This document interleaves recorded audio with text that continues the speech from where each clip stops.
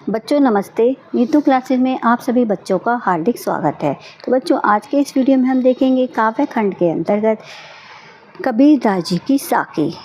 ये video class 9 के students के लिए है। बच्चों जो कबीरदास जी की साखी है उसमें दोहे हैं। आज मैं उन दोहों की व्याख्या आपको समझाऊंगी। बच्चों इससे पहले वीडियो में मैंने आपको 6 दोहे की व्याख्या समझा दी थी और आज मैं जो आगे के दोहे की व्याख्या आपको समझाऊंगी। तो चलिए शुरू करते हैं आज की वीडियो। तो 7वां दोहा देखते हैं।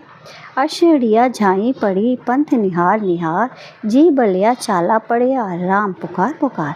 अब इस साखी में जो कबीरदास जी विरह से व्याकुल जीवात्मा के दुख का वर्णन करते हैं। तो कबीरदास जी क्या कहते हैं कि जो परमात्मा रूपी प्रियतम की राह देखते देखते मेरी आंखें इतनी थक गई हैं कि अब उनके सामने अंधेरा छाने लगा है। यानी अशड़िया झाई पड़ी, अशड़िया कहते हैं आंखों को, झाई यानी अंधेरा पड़ने लगा है। पंथ निहार निहार ईश्वर का मार्ग देखते देखते। तो परमात्मा रूपी प्रीतम की राह देखते देखते मेरी आंखें इतनी थक गई हैं कि अब उनके सामने अंधेरा छाने लगा है। और जी बलिया चाला पड़िया राम पुकार पुकार, और उनका नाम पुकारते पुकारते राम पुकार पुकार यानी उनका नाम पुकारते पुकारते जीव में छाले पड़ गए हैं। और मेरी व्याकुलता दिन प्रतिदिन बढ़ती जा रही है और अभी तक परमात्मा ने मुझे दर्शन नहीं दिए हैं और मैं लगातार उनके नाम को पुकार रहा हूँ, परंतु उन्होंने मुझ पर अभी तक कृपा नहीं की है। अब हम देखेंगे 8वां दोहा। झूठे सुख को सुख कहे मानत है मनमोद, जगत चबे ना काल का कछ मुख में कछ बोध। अब इन पंक्तियों में कबीरदास जी क्या बताते हैं कि जो संसारिक सुख है और वस्तुएं हैं ये सब कैसी हैं, नाशवान हैं, नष्ट होने वाली हैं। तो उन्हीं के बारे में कबीरदास जी इसमें बताते हैं। तो कबीरदास जी कहते हैं कि झूठे सुख को सुख कहे मानत है मनमोद। ये जो जीवन रूपी संसार है क्षण भंगुर है तथा नाशवान है, लेकिन फिर भी जो मनुष्य है जो भौतिक सुख हैं, संसार के साधन हैं, उनका उपयोग करके उनको क्या मानता है, सच्चा सुख मानता है। झूठे सुख को सुख कहे, लेकिन ये सब चीज़ें कैसी हैं, वस्तुएं कैसी हैं, झूठी हैं, लेकिन मनुष्य इसी में खुश रहता है और मोह माया के झूठे सुख को ही सच्चा सुख मानने लगता है। और मानत है मनमोद यानी उसको अपने मन में प्रसन्नता का अनुभव करता है। जगत चबे ना काल का कछ मुख में कछ बोध। और ये सारा संसार जो है काल कहते हैं मृत्यु को, अर्थात मृत्यु जो है चबेना है। चबेना किसे कहा गया है, जैसे कुछ चबाने वाली चीज़ होती है, चना भी कह सकते हैं, ऐसे हम चावल भी कह सकते हैं। तो जो ये जो काल है अर्थात मृत्यु है, जगत चबेना काल का, तो मृत्यु का जो चबेना है इसमें कुछ चबेने को तो उसने अपने मुख में, यानी जगत चबेना काल का, उसने अपने कुछ मुख में कछ गोद, कुछ को तो अपने मुख में रखा हुआ है और कुछ को नष्ट करने के लिए गोद में रखा हुआ है। अब हम देखेंगे अगला दोहा। कबीरा कहा गर्भियो ऊंचे देख आवास, काल परियु भय लौटना ऊपर जामे घास। अब प्रस्तुत पंक्तियों में कबीरदास जी कहते हैं कि मनुष्य को धन दौलत का गर्व नहीं करना चाहिए। तो संत कबीर जी कहते हैं कि संसार में व्याप्त जो सभी भौतिक सुख साधन हैं वो कैसे हैं, नश्वर हैं। तो इसलिए मनुष्य को कभी भी कबीरा कह गर्भियो गर्व नहीं करना चाहिए। ऊंचे देख आवाज़, बड़े बड़े आवाज़ देखकर, आवाज़ किसे कहा गया है, घर को कहा गया है। बड़े बड़े मकान, बड़े बड़े घर को देखकर या धन दौलत को पाकर गर्व नहीं करना चाहिए, क्योंकि ये सभी वस्तुएं कैसी हैं, नाशवान हैं। काल परियु में लौटना ऊपर जामे घास, वह कहते हैं धरती पर, और परियु मतलब पड़ेगा, काल है कल। तो कबीरदास जी कहते हैं कि अतः कुछ ही दिनों में ये सब वस्तुएं क्या हो जाएंगी, जिन पर मनुष्य गर्व करता है, नष्ट हो जाएंगी और इन पर ऊपर जामे घास, और इन पर घास उगाएगी। अब हम अगला दोहा देखेंगे। यह ऐसा संसार है जैसा सैंबल फूल, दिन दस के व्यवहार को झूठे रंग न भूल। अब इस साखी दोहे में कबीरदास जी वह संसार की क्षण भंगुरता का वर्णन करते हुए कहते हैं कि ये संसार सेमल के फूल के समान है। तो आगे संत कबीरदास जी कहते हैं कि यूँ ऐसा संसार है जैसा सेमल फूल। तो ये संसार सेमल के फूल के समान सुंदर दिखाई देता है।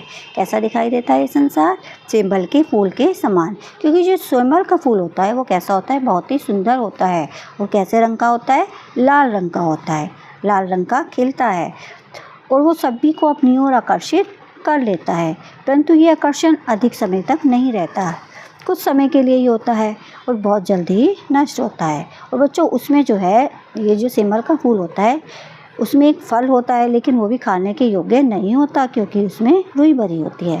तो कबीरदास जी आगे कहते हैं कि हे मनुष्य, तो सेमल के पुष्प की भांति संसार के मोह आकर्षण में मत पड़, क्योंकि ये आकर्षण तो कुछ समय का ही है। अब हम अगला दोहा देखेंगे। एह अवसर चेत्या नहीं, पशु जो पाली दे, राम नाम जानिया नहीं, अंत पड़े मुख से। अब देखिए इस साखी में कबीरदास जी कहते हैं कि मानव जीवन पाकर भी अगर ईश्वर का स्मरण हमने नहीं किया तो ये जीवन हमारे लिए कैसा है, व्यर्थ है। यही मतलब कहा गया है यह को। और अवसर अवसर, चेत्या मतलब चेता, मतलब जागा नहीं, मनुष्य जागा नहीं। अब आगे देखिए कबीरदास जी कहते हैं कि जो मानव जीवन है बहुत ही अमूल्य है, ये हमें बहुत ही मुश्किलों से प्राप्त होता है। अतः मनुष्य को इस जीवन का महत्व समझना चाहिए तथा अपना मन प्रभु के ध्यान में लगाना चाहिए। अगर हम अवसर पाकर ए अवसर चेत्या नहीं, अगर हमने अवसर पाकर हम नहीं जागे और हमने जो ये मनुष्य रूप हमने प्राप्त किया है उसमें अगर हमने भक्ति नहीं की तो हमारा जीवन कैसा होगा, व्यर्थ होगा। और राम नाम जानिया नहीं, अंत पड़ी मुख से। और हमने राम का नाम नहीं जाना, हमने राम का नाम नहीं प्राप्त किया तो अंत समय में क्या होगा, हमारे मुख में राखी पड़ जाएगी। और अतः परमात्मा का स्मरण ही जो है मनुष्य का पहला कर्तव्य है और इसी से मनुष्य जो है वो मोक्ष की प्राप्ति करता है। अब हम अगला दोहा देखेंगे। यह तन काचा कुंभ है, लिया फिरे तासात, ढक्का लगा फूट गया कछु न आया हाथ। अब इस साखी में जो कबीरदास जी जो हैं मानव शरीर की नश्वरता का वर्णन करते हैं। तो कबीरदास जी क्या कहते हैं कि हे मनुष्य, तो ये तन काचा कुंभ है, लिए फिरेता साथ। इस शरीर को जो अपने तू सांस लिए हुए घूमता है, तो ये शरीर कैसा है, तन मतलब शरीर, काचा कच्चा, कुंभ घड़ा, तो कच्चे घड़े के समान है। कैसा है शरीर, कच्चे घड़े के समान है और मनुष्य इस पर इतना घमंड करता है। और जिस प्रकार ढक्का लागा फूट गया कछु ना आया हाथ, जिस प्रकार जो कच्चा घड़ा होता है, मिट्टी का घड़ा होता है, उसको ज़रा सा धक्का देने पर भी, धक्का लगाएंगे तो क्या होगा, वो नीचे गिरकर टूट जाएगा। तो उसी प्रकार ये शरीर भी क्षण भर में ही नष्ट हो जाता है। इसलिए अपने शरीर का मोह छोड़कर ईश्वर का स्मरण करना चाहिए। अब हम अगला दोहा देखते हैं। कबीरा कहा गर्बियो दे ही देख सुरंग, बिछड़िया मिलवो नहीं, ज्यों काचली भुजंग। अब इस साखी में कबीरदास जी जो हैं मनुष्य का अपने शरीर पर घमंड न करने का उपदेश देते हैं कि मनुष्य को अपने शरीर पर घमंड नहीं करना चाहिए। तो आगे संत कबीरदास जी कहते हैं, मनुष्य को चेतावनी देते हुए कहते हैं कि हे जीव, बेकार में ही इस शरीर की सुंदरता पर घमंड कर रहा है। सुरंग मतलब सुंदर रंग पर, गर्भियों गर्व कर रहा है। दे ही देख, अपने शरीर की जो सुंदरता है उसको देख देख कर तू घमंड करता है। और बिछड़िया मिल वो नहीं, ज्यों काचली भुजंग, और ये शरीर उसी प्रकार तुझसे दोबारा नहीं मिलेगा, उसी प्रकार से अलग हो जाएगा जैसे सांप के शरीर से उसकी केचली छूट जाती है। जैसे सांप के शरीर में केचली होती है, अगर वो उससे एक बार अलग हो जाती है तो पुनः उसके शरीर पर नहीं चढ़ती। तो उसी तरह जब मनुष्य की उम्र व्यतीत हो जाती है, ढलने लगती है, तो जो मनुष्य है दोबारा पूर्ण रूप में लौटकर नहीं आता। तो कवि के कहने का तात्पर्य यह है कि ये जो संसार है, भौतिक संसार में केवल ईश्वर ही शाश्वत है, ईश्वर ही सत्य है, अतः हमें उसी को ही पाने का प्रयत्न करना चाहिए। तो बच्चों ये थे ये साखी के ये जो दोहे है इसकी व्याख्या। तो उम्मीद करती हूँ वीडियो आपको अच्छी लगेगी। तो ये वीडियो मैं यहीं समाप्त करती हूँ, अगली वीडियो में जल्दी मिलेंगे, तब तक के लिए नमस्कार।